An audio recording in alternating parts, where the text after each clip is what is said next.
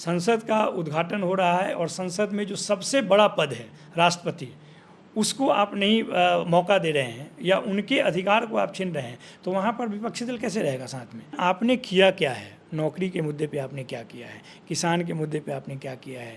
जवान के मुद्दे पे अग्निवीर लाकर जो यथावत विधिवत जो नौकरियां थी सेना में, उसको आपने किस प्रकार से ख़त्म कर दिया है? रेलवे का निजीकरण, आपने तमाम तरह के छोटे मोटे जो कारोबारी हैं उसको आपने नोटबंदी और GST के माध्यम से किस तरह से बर्बाद किया है। ये सब चीज़ का हिसाब किताब लिया जाएगा। नमस्कार, आप देख रहे हैं मॉलिटिक्स और इस वक्त मेरे साथ RJD के नेशनल स्पोकपर्सन हैं डॉक्टर नवल किशोर सर। बहुत बहुत स्वागत है मॉलिटिक्स में। धन्यवाद। सबसे पहला सवाल मेरा आपसे यही है कि 23 जून को पटना में विपक्षी एकता को लेकर बैठक होने वाली है। पटना को ही क्यों चुना, क्योंकि केंद्र की सत्ता तो दिल्ली से चलेगी? देखिए, ये कहना या मानना कि केंद्र की सत्ता कोई एक जगह से चलेगी, ये ठीक बात नहीं है। जहाँ तक पटना का सवाल है, आप अगर ऐतिहासिक तौर पे देखें तो पटना वो जगह है जहाँ से ऐतिहासिक परिवर्तन हुए हैं। 1977 आज तक लोग नहीं भूले हैं कि वहीं से एक आवाज़ उठी थी और वहीं से अभियान चला था जो पूरे देश में एक सत्ता को परिवर्तित कर दिया। जो सत्ता उस समय समझता था कि उसके सामने कुछ नहीं है, तमाम तरह के तानाशाही काम कर रहे थे, लेकिन जो बयार पटना से उठी वो आपने देखा होगा कि एक सत्ता परिवर्तन, उसका अंतिम अध्याय वहीं से शुरू होता है। अच्छा, विपक्षी एकता को लेकर फिर एक और सवाल एक तरीके से उठता है कि राष्ट्रीय पार्टी में जिस तरीके से कांग्रेस लगातार बीजेपी के सामने खड़ी होने की कोशिश कर रही है और कहीं ना कहीं जिस तरीके से कर्नाटक चुनाव में वो सफल भी हुई है, और आपकी पार्टी हमेशा कांग्रेस का साथ देती आई है, लेकिन बाकी जो सहयोगी पार्टी हैं वो बीच बीच में कांग्रेस को छोड़ती रहती है, तो 2024 में कैसे आप लोग कांग्रेस के साथ उन्हें लाने की कोशिश करेंगे? देखिए, ये बहुत ही महत्वपूर्ण क्वेश्चन है और इसका जवाब भी समझने के लिए थोड़ा आपको पॉलिटिक्स के हंस के सोचना पड़ेगा। ऐसा समय हर बार नहीं आता है, हर चुनाव इस तरह का अवसर प्रस्तुत नहीं कर सकता है। इस समय इस अवसर पे जो आप देखेंगे कि जो सत्ता में है, जो केंद्र में है, वो किसी व्यक्ति को बोलने नहीं दे रहे हैं, किसी दल को बोलने नहीं दे रहे हैं। ये साधारण राजनीति नहीं है, एकदम एक्स्ट्राऑर्डिनरी सिचुएशन है। ऐसे सिचुएशन में आप अगर किसी दल को मानते हैं कि दो दलों के बीच में कोई मनमुटाव है या डिफरेंसेस है, उस डिफरेंसेस को अहमियत देंगे तब तो ये नहीं बचेगा। यह एक ऐसा अभियान है जिसमें सबसे ज़रूरी बात यह है कि ऐसे सरकार को जो जनता की सुनती नहीं है, जन सरोकार के मुद्दे पर कोई काम नहीं करती है, उसको लगता है कि एक जो एजेंडा जिसके आधार पे हम पूरे देश को भरमा रहे थे उसको हमने कर दिया, मेरा काम हो गया। न रोज़गार से मेरा कोई काम है, न महंगाई से मेरा काम है, न कोई कृषि विकास से काम है, न सबका साथ सबका विकास। जब आपके साथ विपक्षी नहीं है, आप देखेंगे लोकसभा में उपाध्यक्ष भी नहीं है, विपक्ष नहीं है। मैं आपको थोड़ा सा रोकना चाहूँगी, विपक्ष नहीं है आपने बोला, क्षेत्रीय और राष्ट्रीय सभी को एक साथ आना पड़ेगा बीजेपी को रोकने के लिए। जीतन राम मांझी के बेटे संतोष मांझी ने मंत्री के पद से बिहार में इस्तीफा दे दिया। बिहार में आप लोग एकजुट नहीं कर पा रहे हैं, तो राष्ट्रीय लेवल पे कैसे करेंगे? नहीं, देखिए, बिहार में तो पूरी जनता एकजुट है और राजनीतिक दल भी एकजुट हैं। अब आप उदाहरण लेंगे उपेंद्र कुशवाहा का, उदाहरण लेंगे साहनी जी का, उदाहरण लेंगे हम का, तो ये अलग चीज़ है। ये अगर राष्ट्र हित में बात कोई करनी है या उन चीज़ों को ध्यान में रखना है कि यह संविधान बचेगा कि नहीं, लोकतंत्र रहेगा कि नहीं, तब तो वो हमारे साथ ही आएंगे। लेकिन अगर उनको ये लगेगा कि हमें इतना सीट चाहिए, हमें बार्गेन करना है, तब हो सकता है कहीं भी जा सकते हैं। तो आप लोग भी तो अगर वो जो मांग रहे थे दे देते, क्योंकि जब आपको भी संविधान ही बचाना है तो उन्हें भी कहते कि बस सपोर्ट में रहिए, बीजेपी को हराना है क्योंकि संविधान को बचाना है। नहीं, लेकिन उसके लिए देखिए, उसके लिए अगर आप रणनीति को और राजनीति को नहीं समझेंगे और सिर्फ अपने स्वार्थ पे जाएंगे, तब तो आपके साथ बात करने का कोई मतलब ही नहीं है। कई सारे मुद्दे जो बीच में आए, वो चाहे अडानी के खिलाफ में JPC की मांग हो, चाहे अभी नया संसद का उद्घाटन का मामला हो, लगभग 20-21 दल एक साथ क्यों आए? ऐसा तो है नहीं कि बिना मुद्दा कराए। जब आप कोई भी मुद्दे पे सिर्फ तानाशाही तरीके से अपनी बात रखेंगे, संसद का उद्घाटन हो रहा है और संसद में जो सबसे बड़ा पद है राष्ट्रपति, उसको आप नहीं मौका दे रहे हैं या उनके अधिकार को आप छीन रहे हैं, तो वहाँ पर विपक्षी दल कैसे रहेगा साथ में? जब आप पूरे संसद में 71% जो विधेयक हैं वो पारित हुए हैं बिना किसी डिबेट के, बिना किसी संसदीय समिति में गए हुए। तो आप कैसे कर सकते हैं? संसद के अंतर्गत आप प्रधानमंत्री किसी भी सवाल का जवाब नहीं देते हैं, कैसे हो सकता है? संसद की आपने बात की, नए संसद को उसी दिन देश ने दो चेहरे देखे। एक जगह पे तो प्रधानमंत्री जश्न मना रहे थे लोकतंत्र का, दूसरी तरफ पहलवान बेटियों को सड़क पे घसीट रही थी दिल्ली पुलिस। और ब्रिजभूषण के खिलाफ आज ही पोक्सो एक्ट में जो एफआईआर दर्ज थी उसे हटा लिया गया, क्योंकि बच्ची ने वापस कर लिए थे अपने बयान जो थे। इसको आप कैसे देखते हैं?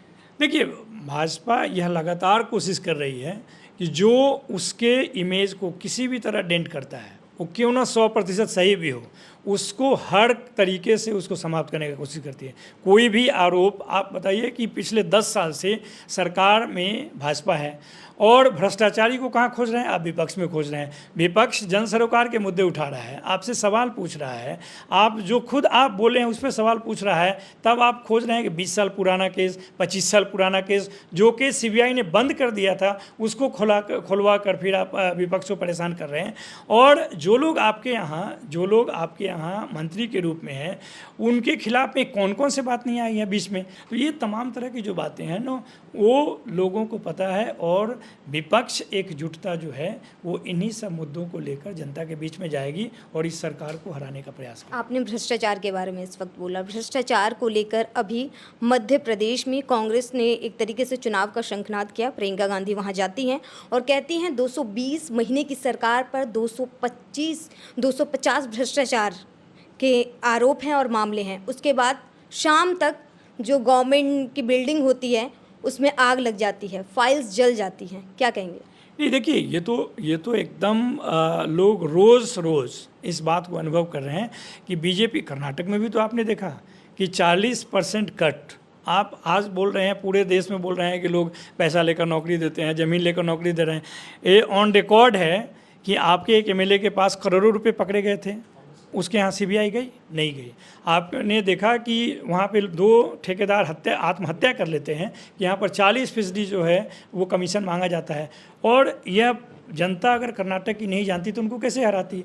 उसी प्रकार से आप राज्य का नाम लीजिए, वो चाहे व्यापम हो मध्य प्रदेश में इससे पहले, या आप छत्तीसगढ़ का रमन सिंह का सरकार देख लीजिए, फडणवीस का सरकार देख लीजिए।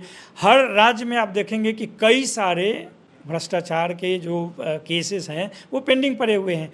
क्यों? क्योंकि वो भाजपा के साथ है। राहुल गांधी होंगे क्या विपक्ष की तरफ से पीएम का फेस? क्योंकि राहुल गांधी जिस तरीके से उन्हें सांसद विधानसभा से लोकसभा से निकाल दिया गया, उसके बाद में अब वो पहले वो ब्रिटेन जाते हैं, वहाँ लंदन में बोलते हैं, उसके बाद में अभी वो अमेरिका में जिस तरीके से बोल रहे थे, बीजेपी उन्हें बार बार देशद्रोही बोल रही है। तो क्या विपक्ष राहुल गांधी को पीएम फेस मानेगा? देखिए, सबसे पहले तो ये बात आप समझ लीजिए कि फेस की चिंता वही लोग करते हैं जिनका बेस नहीं होता है। बीजेपी का बेस दिन पे दिन ख़त्म हो रहा है, इसलिए उसको ये लगता है कि जिस फेस को हम लोग 2 चुनाव में चला चुके हैं, हालांकि उसके कारण अलग हैं। सतपाल मलिक जी बोल चुके हैं कि 2019 के चुनाव का मूल कारण क्या था, और उस समय भी लोगों को इस बात की शंका हुई थी, लेकिन देश हित में देशद्रोह के नाम पे लोगों ने इस बात को उतना नहीं उठाया। लेकिन आप देखेंगे कि यह फेस ढूंढने का जो प्रक्रिया वही करते हैं जिनका बेस कमज़ोर हो रहा है। आप अगर कोई काम कर रहे हैं, उसका कोई बेस नहीं है। लोकतंत्र केवल भारत का थोड़े है, लोकतंत्र पूरे विश्व में है। लोकतंत्र पे बहस देश के और विश्व के किसी भी हिस्से में की जा सकती है। और अगर कोई भारतीय अलोकतांत्रिक तरीके से, अनैतिक तरीके से, तानाशाही तरीके से शासन करने का कोशिश करेगा तो उसका सवाल कोई भी भारतीय जाकर अमेरिका में भी उठा सकता है।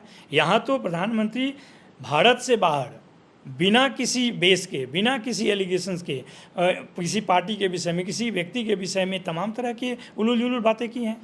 भाजपा की राजनीति आप सब समझ चुके हैं, एक तरीके से विपक्ष समझ चुका है। 2024 लोकसभा चुनाव में किन किन मुद्दों पर आप लोग आने वाले हैं? क्योंकि वो आए थे महिला सुरक्षा को लेकर, भ्रष्टाचार को लेकर। आज यही 2 अहम मुद्दे बन रहे हैं जिन पे सवाल पूछे जाते हैं उनसे। नहीं, देखिए, भाजपा से तो कई सवाल पूछे जा रहे हैं, अभी भी पूछे जा रहे हैं, पिछले साल भी पूछे जा रहे थे। लेकिन हमें लगता है कि देखिए, भारतीय राजनीति का इतिहास देखेंगे ना तो कई बार ऐसा हुआ है, कई दफ़ा ऐसा हुआ है कि 10 साल भारतीय जनमत जो है मौका देती है। यूपीए 1-2 भी आपने देखा होगा, 1980 से 89 तक इंदिरा गांधी, राजीव गांधी को भी देखा होगा, 67 से 77 तक इंदिरा गांधी का शासन भी देखा होगा। ये कोई बहुत बड़ा काल नहीं है किसी भी राज्य के लिए।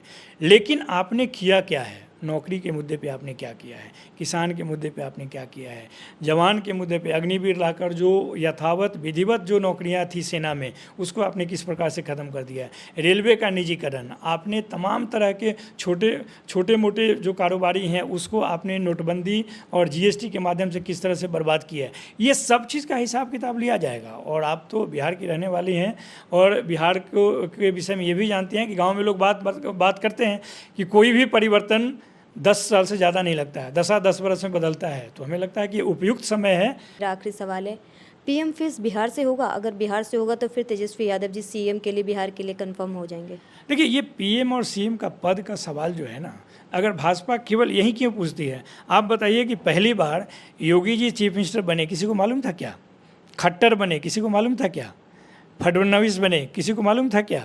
यहाँ तक कि मनमोहन सिंह जो यूपीए 1 में प्रधानमंत्री बने, किसी को मालूम क्या था? यहाँ मामला है सरकार परिवर्तन का। प्रधानमंत्री हो सकता है भाजपा के पास मजबूरी हो, कमजोरी हो कि उसके पास एक ही चेहरे हैं। विपक्ष के पास इतने मजबूत लोग हैं और एकदम अच्छे तरीके से पूरे राय विचार करके जो देश के विकास के लिए सबसे उपयुक्त निर्णय होगा उसमें कोई भी प्रधानमंत्री बन सकता है। चलिए, बहुत बहुत धन्यवाद। ये हमारे साथ डॉक्टर नवल किशोर थे जिन्होंने साफ कहा कि 2024 में विपक्ष एकजुट होगा और बीजेपी के पास काम नहीं है और चेहरा सिर्फ एक है, लेकिन विपक्ष अब काम को लेकर बीजेपी को घेरेगा और उसके पास एक से एक मजबूत चेहरे हैं। मैं कामिनी झा, पॉलिटिक्स।